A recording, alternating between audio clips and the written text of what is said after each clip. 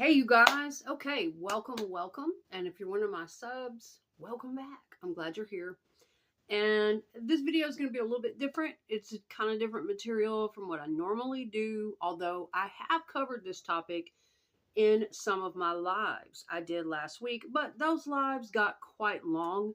And so that information, you might not be able to easily find it. So I've been wanting to cover this in a shorter video, okay? And most of the videos on my channel, a lot of them are 45 minutes to an hour long, discussing certain topics. But in this one, I'm going to get right on into these points, okay? I've been wanting to talk about this. Not only is it a popular topic right now, people talking about their YouTube journeys, is it worth it or not to have a YouTube channel, YouTube over 40, what they're making on YouTube, how to go ahead and get on up to that 1,000K and get monetized. And y'all, I'm trying to do this all in one take. I used to do videos only in one take all the time, and then I stopped and I started doing more editing. But today, I'd like to get this done all in one take. So if it's not complete perfection, you guys, please forgive me. But also, I'm on a time constraint. My roommate's going to be back shortly, and I'd like to get this done and posted for you. So not only are these popular topics right now, people's YouTube journeys, is it worth it? How much money can be made? Whether tips and tricks, whether or not to niche. All these things are popular and people have been talking about their journeys. And so I covered mine and the complete backstory. I am still a small YouTube creator, but I am monetized, okay? And I'm quite blessed, and I feel very grateful for the fact that it only took me about a year and a half. I started my channel in November of 2020, and I was monetized by April of 2023. And when I first started the channel, I could have never dreamed. The road looked so long. Those 4,000 watch hours and those 1K subscribers and watching, I've only got this many. And a lot of life went down. It might have been almost 2 years before I got monetized. I'd have to, do the math. But a lot of life went down in the meantime, from the time I started the channel to the time they sent me that notification that I qualified for the partner program and I had hit my goals. And then waiting to send in, all the verification and get everything done and get the bank accounts. It took a little time.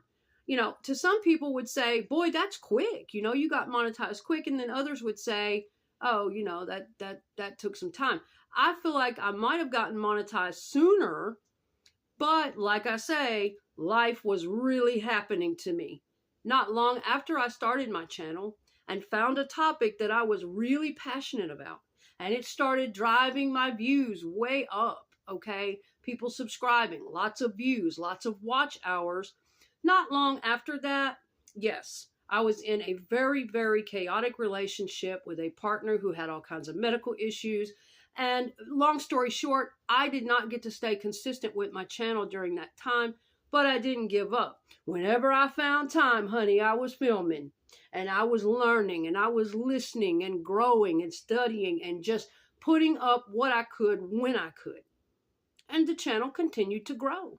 And not only did I hit that monetization goal, but I kept going. My life has been pretty chaotic during this journey thus far. And right now I'm at about 2,230 subscribers and I have a little over 600 videos. So I am monetized. I am still growing. But what we're going to get into in this video, okay, if you want to see the whole entire backstory of what led up to my YouTube channel, me starting a YouTube channel, way back in the day, okay, this gives me a perfect opportunity because not only are these popular topics right now, but I've been wanting to discuss with people what my channel is about and my creating strategy. Why I don't niche, what I feel about that. I've been wanting to discuss it, okay? And I did so in one of my lives. And then I made another video, and I will link all of these for you guys in this description box. So you can go back and watch these things if you would like to check them out. I made another video called My Creative Process on YouTube and Growing Up in Institutions, which was a mistake. because it's a double title. I'm sure it confuses the algorithm, but that's really what the video was about. The later part of the video was about me growing up in institutions. The first 18 to 20 minutes was about my creative process here on YouTube and why I do things the way I do it. And that's just me. That's how I put my own unique spin on things. My channel is primarily psychological aspects of people, places, things, events, or spiritual aspects of people, places, things, events. I'll get into all that in a minute. But if you want to check out any of those videos about my whole entire backstory, how it started with me as a kid, how the seeds were sown even as a young girl, growing up in trauma and the streets and institutions, just about born with this passionate drive, knowing that one day I was going to testify. I was going to create. I've always been extremely passionate about self-expression, creativity. It's kept me alive. And so those seeds were sown as a young girl. And, you know, as time went on, I thought we didn't even have social media back then. So I thought, well, I'll write a book. And then blogging, the internet became popular. I thought, well, maybe I'll do that. Then social media came along. So if you want to know that whole backstory, what led up to my channel, MySpace, Facebook, all that backstory, I'm going to link all that stuff for you, okay? So I am redoing this video, and this will give me the perfect opportunity to kind of kill two birds with one stone, so to speak, because these are popular topics right now. Should I niche or not? You know, and why I choose not to niche. And I see people telling people two different things. Oh, you definitely should niche. It's wrong if you don't. You're never going to get anywhere if you don't. And then I see other people honestly saying, it doesn't matter. No, you don't need to focus so much on niche. And I'm going to tell you my thoughts on this and what I've learned, okay? So, you know, and what I'm saying to you guys is, no, I'm not a huge channel. No, I am not an expert on YouTube, tips and tricks, and don't want to be. But what I do learn this far, what I have learned and what has worked for me, I do like to share it sometimes. And what I'm saying to you is I am monetized, okay? So I'm going to be very, very honest and very transparent with what I've earned this far and what it's really like for where I'm at right now. So that's kind of what I'm saying to you. If you are not monetized yet, you haven't hit your 1K subscribers, you haven't hit your 4K watch hours, and your requirements to be part of the YouTube Partner Program, and you are really striving towards that, okay, this knowledge would be for you because, yes, you know, I am at least at that point, okay? I am monetized. I've been in the Partner Program over a year, and that's that. All right, so, and, you know, this gives me the opportunity, not only are these topics popular right now, but my channel it's kind of about self-expression. And I've been wanting to get the opportunity to kind of explain that. And I attempted doing that in one of my earlier videos last week, my YouTube creative process / growing up in institutions, the institution series. And yeah, I should have done 2 separate videos, but it is what it is. All right, so I do not niche, but I do. And I know that sounds confusing, okay? Not only are we going to talk about niching here for a little bit, whether you should, whether you shouldn't, and kind of what I do, how I feel and my creative process, okay? Why I choose not to, but in a way, within choosing not to, it actually becomes a niche for me, okay? I'm going to explain all that in just a little bit, so stick around. But not only are we going to discuss the niching thing a little bit, but I also want to point out a couple of things that my girl over at Creative Sparkle Studio channel, okay? She's another smaller YouTube channel, and I ran across her video this morning, and she had some valid points. And I will link her video in my description box as well so that you can check out these good points that she had over there on her channel. She was talking about how she has a video called How YouTube Has Not Changed My Life, the brutal truth. And, you know, it was about what it's really like for small creators, what we go through, and how really when it all comes down to it, she was right. It has to be a passion. for you. If you're just on here to get quick money and, hoping your channel's going to blow up overnight and you're going to have thousands of dollars coming into your account, it's just going to be frustrating and disappointing. Okay, YouTube really is. She's not kidding. It is a lot of hard work and it's dedication. You got to have some kind of driving force behind it, because there will be days where there aren't any views, the bank account isn't going up, the revenue isn't going up. You're going to have to learn new shit. It's just like that, okay? So I will link her video below. I liked what she had to say. And like myself, she was writing in her comment section to some other people in a discussion about why she chooses not to niche. Someone was telling her, you need to niche and you need to pick one thing and you're all over the place. Hey, whoa, whoa, whoa. For some people, there's a reason for that, okay? And I can't say that that's best for the algorithm. It's probably not, okay? But there are some of us who choose not to niche for a reason. And I'm one of those people, and it looked like she was too. So shout out to her. And I always like to give other people credit if I take a little inspiration from them or whatnot. But I already covered this topic last week as well. So anyway, I'll link her video in the description box. But she's very right about that, okay? Now let's get back to talking about the niche thing. Me personally, when I first started this channel, as I told you, there was a backstory to it. Pretty much all of my life, my self-expression and being fiercely passionate about that, whether it was singing, writing songs, creating, designing, my clothing, the way I do things, the way I cook, the way I walk, the way I talk. It's all self-expression, and I'm very fierce about that. Whether I was going to write a book and still want to, whether I was going to, then social media came along, whether I was going to be a content creator and testify and share wisdom, knowledge about my childhood, my abnormal family, addictions, you name it, growing up in institutions, all the overcoming I've had to survive. And when I started this channel, yes, the niche was me. And I'm going to tell you where I got that. I chose not to have a particular niche. The niche was basically my life. When I first started the channel's name was Dysfunctionally Functional Life. I changed that later to Life of a 7, because my channel is not just psychological topics, it is also spiritual topics. And it is all of the things that comprise me, all of the things that make me, that make up my personality, me as a human being, and a multi-dimensional human being at that. So, change the name to Life of a 7.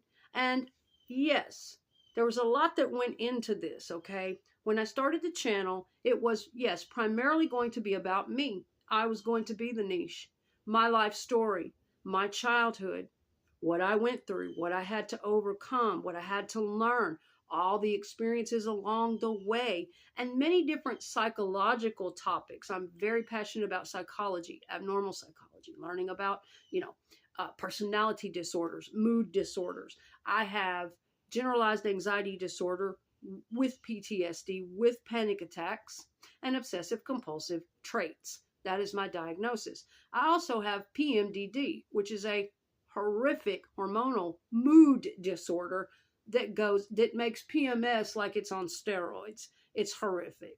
And I've battled it for years. It is a mood disorder, which is very different from a personality disorder, which is usually pervasive and more like mental illness. So all of these things, psychological things about my life, I was going to cover on the channel and try to share wisdom and insight and hope and inspiration. And at the same time, I wanted to cover the spiritual parts of my life, my spiritual ascension process, and all the things I'm into spiritually, and sleep paralysis and out-of-body experiences. And along with that, those are just two little facets of my life. I am not just psychological problems. That's just one part of my life, what I had to grow up in and overcome, and that knowledge and wisdom. And I am not just spiritual either. I also love fashion. I also love cooking. I also admire many popular people, but authors, famous people that I've been fond of. Biographies are my favorite. Selena Quintanilla, huge fan of hers. Gia Karanji, huge fan of hers, and 80s fashion and fashion illustration and fashion history. Shanann, okay, we're going to get to Shanann. Those are two people that I'm a huge fan of, and they're very popular, okay? I like to cover many different things. So I decided not only would I talk about my tragic stuff going through that and all of those things that make up me. I am the niche that make up this life of a 7 because I am a life path number 7. That's why I named it that, right? And it's a very spiritual thing. So I am the niche, right? But at the same time, I knew I had to find a way because nobody knows me. Who's going to watch those videos at first? Right? So I knew I kind of had to find a way to participate in trending topics sometimes. And I needed to find a way to find something that was popular, but yet something I was deeply passionate about even discussing, covering it at the same time. Not just something I was going to pick out and speak on just to kind of make some money. It doesn't work like that. So I also ran across the Watts case back then when I was first starting the channel, and Shanann Watts and the whole story, what Chris Watts did to his entire family and how people were bashing Shanann and learning about covert narcissism and it, you know, the situation I was in and all the dynamics. I would pick out. So what I decided was I would take that case. I became very passionate about defending her, and I saw elements of this woman in myself. And I related and I was moved and I was passionate. And I saw, you know, psychological elements I could discuss, relational dynamics and things going on within the couple and covert narcissism in Chris Watts. And all of these things I was so deeply passionate about, spiritual aspects of that case, psychological aspects. So I took that case, which was very popular at the time, and I wanted to not only defend that woman and uphold her memory, but I also wanted to discuss all these dynamics, so that's what I did. Not only did I make videos about my own life, my own upbringing, but I started covering that case. And within those videos about that case, I would weave elements of my own life and personality within it. That would, you know, doing that is a way that I can reflect my self-expression, my personality, and, you know, make it more of my soul while reporting on other people's life stories and other cases. So you see where I'm going with this? That is a way for me to feel less like a sellout and more like I am sticking to my passions. I would get very bored. I mean, you know what I'm saying? I have to be really passionate about something if I'm going to even bother to cover it, to speak about it, to put all that into a video about it. And so that's what I did. And, you know, that was a way for me to still be within my niche that is me. I am the niche, but through that niche that is me, I am finding popular topics. That was a very popular crime case, and it still is to this day. But I was covering it because I had something within it that moved me, that I was damn passionate about it. If you ever watch those Watts case videos and Stop Bashing Shanann videos that are on my channel, you will feel the passion in it because what I was going through at the time. So that's kind of my way. That's kind of what I do. And I kind of I weaved it all together to where within reporting on certain things like that, parts of my personality come out, parts of my backstory come out, and it's a way for me to self-express while reporting on them. Get it? Yes. And I get it. It might annoy or anger some people. Every other channel may be reporting on, you know, crime cases and other people's life stories with bullet point, straight down the line. This is their life. This is that. This is that. I don't. And I'm different. I pick out my own unique and creative elements from their lives to report on what I'm passionate about their life story, not just their life story. Anyone can do that, and everyone has. And I would get bored doing that. Now, it might not get me so popular in the algorithm sometimes, and it might confuse and annoy some of my viewers. I understand that, and I don't want to do that on purpose, but I've got to be true to me. And it always works better for my videos, for my speaking, for my creations, if I'm coming from the soul and a passionate place. You know what I'm saying? So when I first started this channel, within a short time after I got to thinking about it and decided to not only talk about my life and just sit and talk to that camera like a friend and, talk about what I'd grown up in, what I've been through, this, that, and the other. But when I started branching out and covering that case and implementing a little bit, I'm not high tech.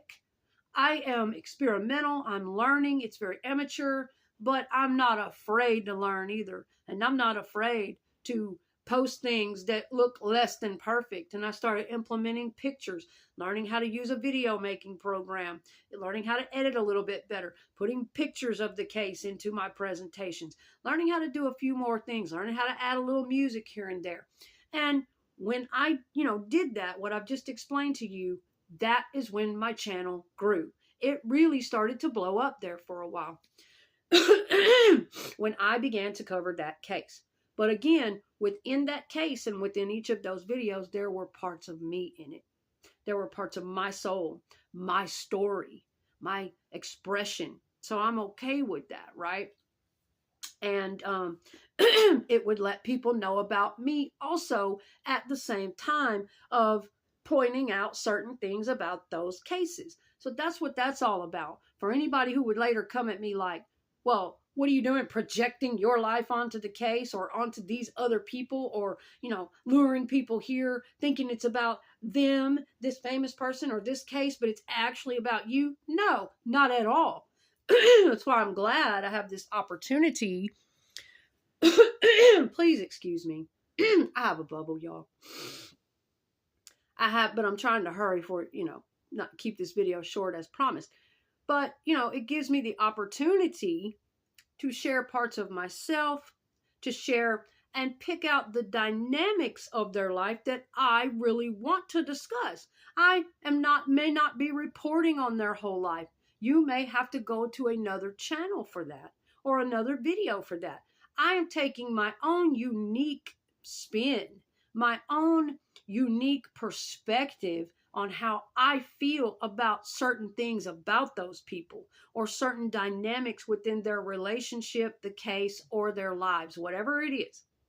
Selena Quintanilla, Gia Marie Carangi, a fashion model from the 1980s who passed away from HIV/AIDS in 1986 and was also highly addicted.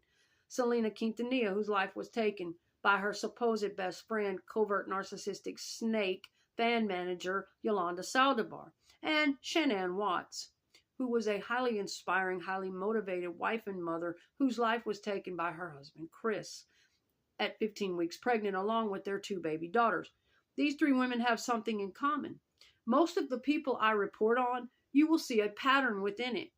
You will hear me talking about psychological dynamics and elements within those people's lives and their own psychologies. And you will also hear me talking about spiritual elements reflected in their lives and different things like that. And these women have something in common. They are all what? Tragic cases of women who were bright lights, beautiful, inspirational. They were motivated, empowering, strong women who inspired this world, who were doing things in this world, right? So, within not having a niche, I am the niche, and I somehow try to make it all tie in. Primarily psychological or spiritual concepts, awarenesses, experiences, and insights, but I also have to find a way to not just make it about me and make it interesting for the public and people they might actually want to hear about and things they might actually be searching so that they can even know about me through that. And I have to kind of weave it all together, and for me, that's more fun and creative than just sticking to, well, it's about me, and here's how I grew up, and here's the way it is, even though those are fine videos, and it takes real courage and guts and backbone to sit there and talk to that camera like that and not put any flash, any editing, just to tell your story. And I commend you if you're doing it. And I've done that a lot of times. I started over on Facebook. Was on there. I've been on there 15 years. The first 9 I was quiet. Then I started up around 2018. And about 4 years straight, I just popped on just like this and said, hey, what's up? Here's what's on my mind today, and here's what I've been through in my damn life. And I would get real personal and real vulnerable. Lots of good practice there for when I did move over to my YouTube channel. But so that's that, you guys. Let's move on.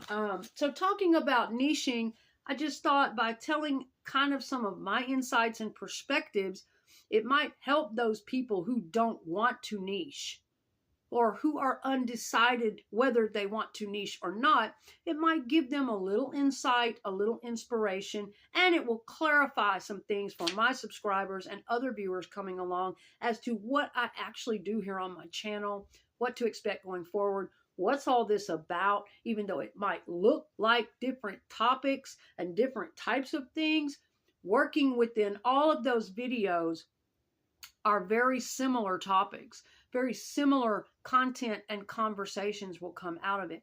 And I do have different subscriber bases, I know, and I know that might confuse the algorithm. I'm not saying this is for everyone or it's the best practice. I've got viewers that are spiritual, and I've got viewers that, like watch Sloan Bella. I love Sloan Bella. I know a lot of my viewers watch her too. I've got a lot of, spiritually interested viewers, but I also have a lot of true crime people, and they love my watch case videos. They watch those.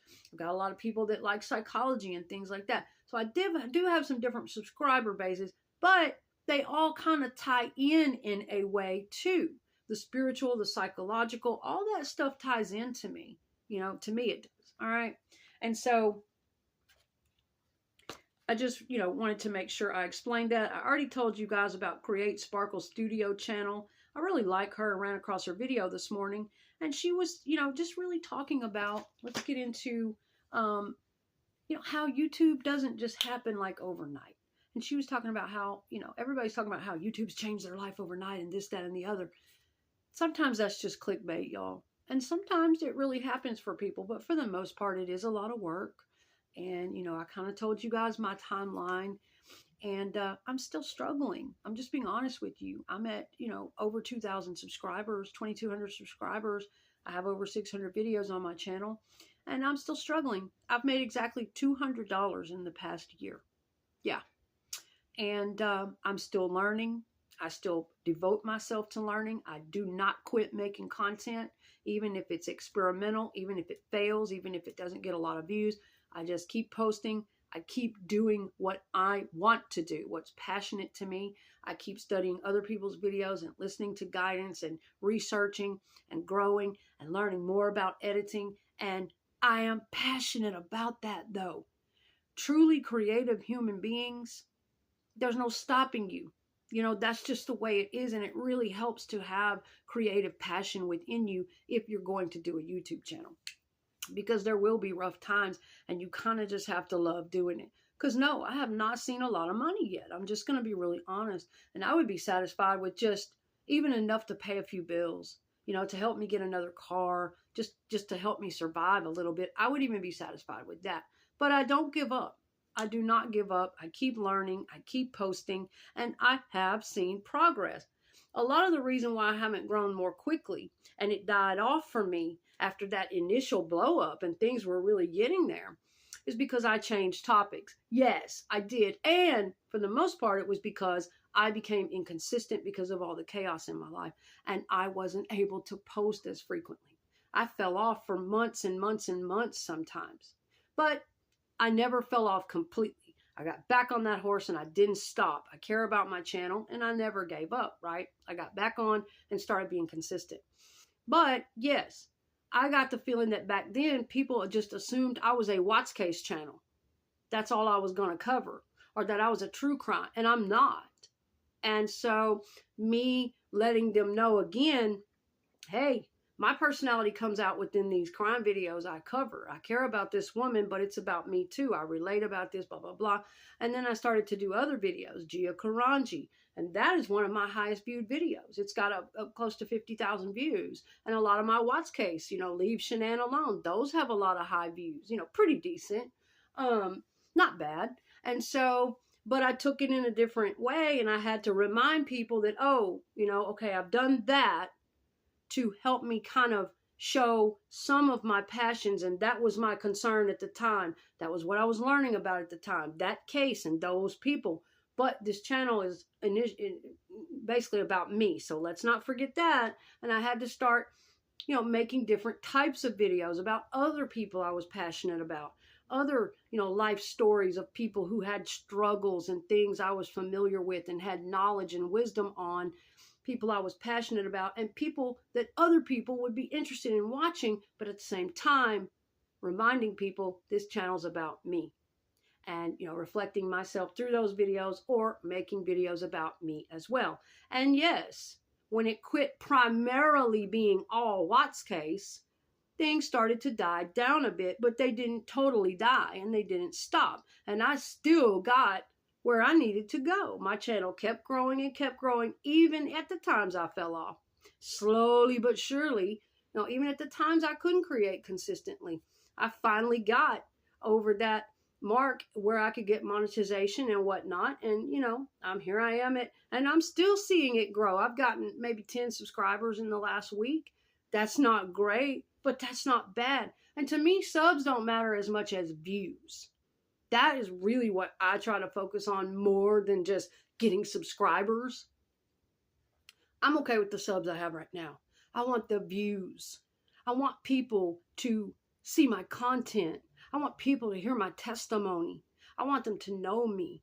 And I want to not only give them my story and my experiences and wisdom and insight behind that stuff and my spiritual, feelings and thoughts and knowledge and stuff on sleep paralysis, stuff that some people would really find valuable. But I also want them to, run across some of my more quirky stuff, the other fun things I'm passionate about. Lately I've made a couple quirky videos. One of them was on Selena Quintanilla's earring collection. That's me though. And it hasn't really gotten a lot of views, even though a lot of my subs love Selena Quintanilla. One of my shorts on Selena Quintanilla is the highest viewed short I've ever had. And I got 73 subscribers from that one short on Selena Quintanilla's life that I put together myself because I love her so much. And wow. So I have a lot of subs that love Selena too, but I'm not a Selena channel. So you get what I'm saying?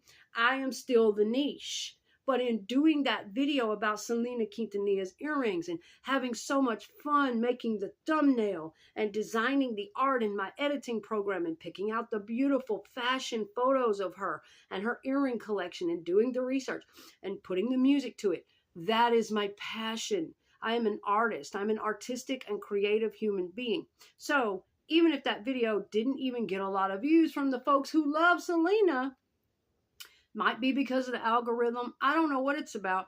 I still don't give up. I'm still passionate about making videos. And within that video, even though I didn't show my face or talk in it, it was strictly, video, photographs and whatnot about Selena's iconic earring collection and her beautiful photographs.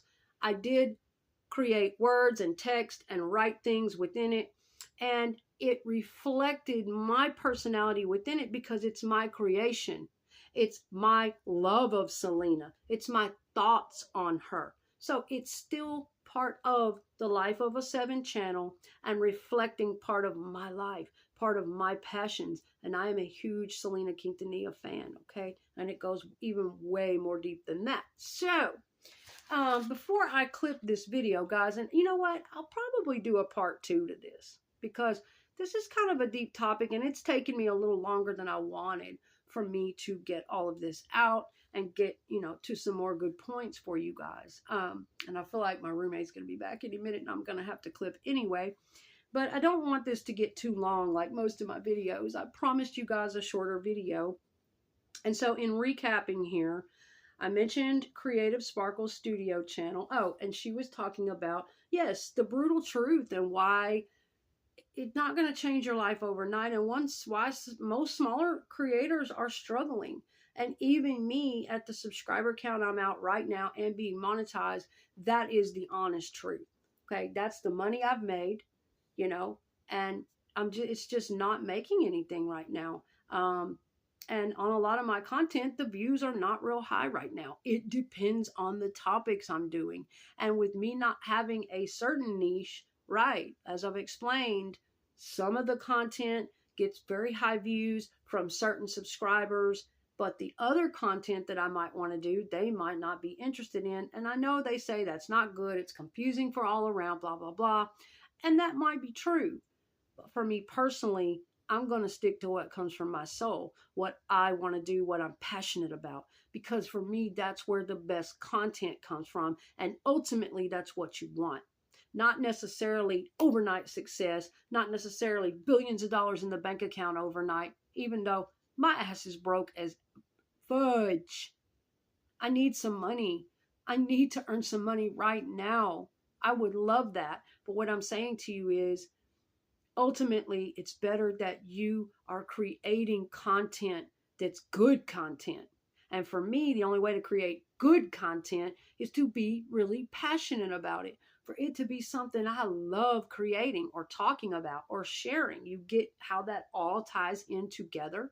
And so that's that whole be the niche thing. You are the niche, and there's ways for you to actually have a niche, be the niche, without being in the little crampy, stifling, smothering, controlled box of niching down. That is what I'm kind of trying to convey. And also, Dan Coe, I'm going to shout out to his channel. He has a great channel, great thoughts, very informative and knowledgeable. And that is where I first heard the term and the concept of you be the niche. Don't focus too hard on certain niche. You are the niche. And I will link also a link back to his video so you can check out his deep thoughts and information on this, because he can explain it way better than me. That's also part of what I like to do here at my channel. Not necessarily teach everyone every concept in depth, but I like to open people's minds and get them to get that brain to rolling and spinning and point them in the right directions that can have the expertise, that can help them on their journey to learning and getting more knowledge and growing. I love doing that too. And yeah, some things I do have a level of expertise in, and you'll certainly know when I do, but I will always tell you when I don't. And you know that in teaching, we actually continue to learn.